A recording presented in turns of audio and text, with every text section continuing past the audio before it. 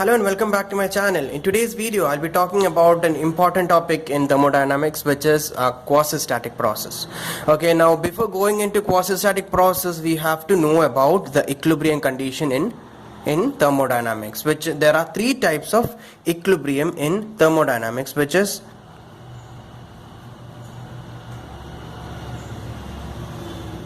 there are three types of equilibrium, which is thermal equilibrium, chemical equilibrium,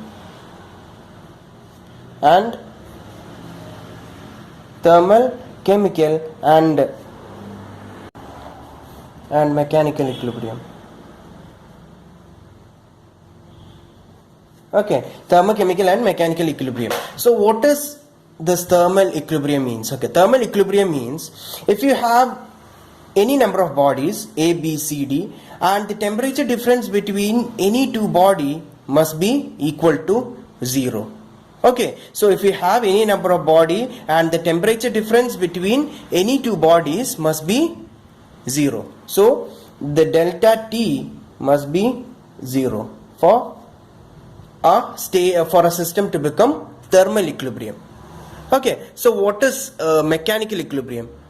So what is chemical equilibrium? Chemical equilibrium means if you have a reaction from suppose you have a reaction A plus B and you get a product which is C plus D. Okay, now the rate at which the reactant become product, okay, the reverse has to happen at the same rate. So we say that it is a chemical equilibrium. So if the speed at which the forward reaction is from the reactant to product, if the forward reaction happens at a rate and the backward reaction, that is from the product to reactant, happens at the same rate, we call it a chemical equilibrium. Okay, now what is a mechanical equilibrium? Mechanical equilibrium means all the forces along all the direction, which is Fx, Fy and Fz, must be equal to 0 for a system to become mechanical equilibrium. So when we combine all this together, we get another equilibrium, which is a thermodynamic equilibrium. So I hope this concept is clear for you on thermodynamic equilibrium. So for a process to become a thermodynamic equilibrium, the system has to be thermal equilibrium, chemical equilibrium and mechanical equilibrium. Okay, so now let's come back to a quasi-static process. So suppose if I have a reaction, suppose if I draw a graph.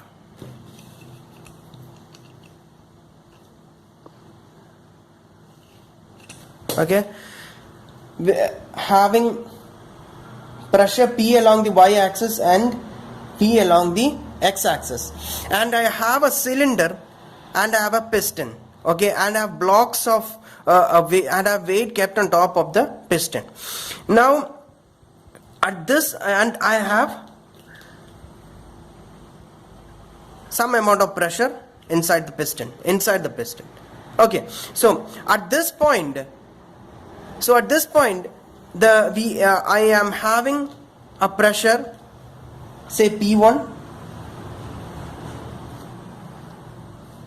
I'm having a pressure P1, okay, and I'm having a volume which is V1.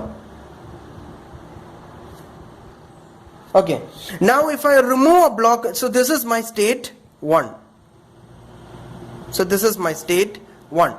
Now if I remove the first block, okay, suppose if I remove this block, there are only 2 more blocks left. So what happens? There becomes a decrease in pressure and an increase in volume. So we have a slight increase in volume as well as a slight decrease in volume, which is P2.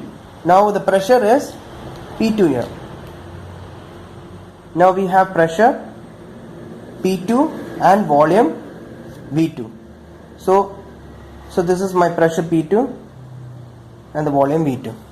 Okay, now if I remove the whole log of wood, suppose if I remove the next wood also and I keep on decreasing the pressure, so what happens? I get a process like this. Okay, so the good thing about quasi-static process is that a quasi-static process always happens when the system is in thermodynamic equilibrium. Okay, so if the process is happening very fast, the system cannot attain a thermodynamic equilibrium, which means that if the pressure is P1 and the volume is V1, at that point the system has to become a thermodynamic equilibrium. Now at pressure P2, now if I slightly remove the pressure, if I slightly remove the pressure, if I remove the one block of wood, there will be slight decrease in pressure and a slight increase in volume. So that is a steady process. Okay, when the process is steady, okay, a thermodynamic equilibrium can be achieved. Okay, so if I slowly remove all the log of wood slowly, and if the process is a thermodynamic equilibrium, we call it this process as a quasi-static process.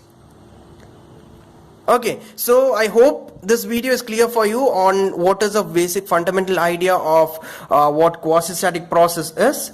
And in the next coming video, this is the introductory part. In the coming video, we'll be coming to the very first law of thermodynamics, which is the 0th law of thermodynamics. So if you have any doubts, do comment in the comment section. Okay, thank you.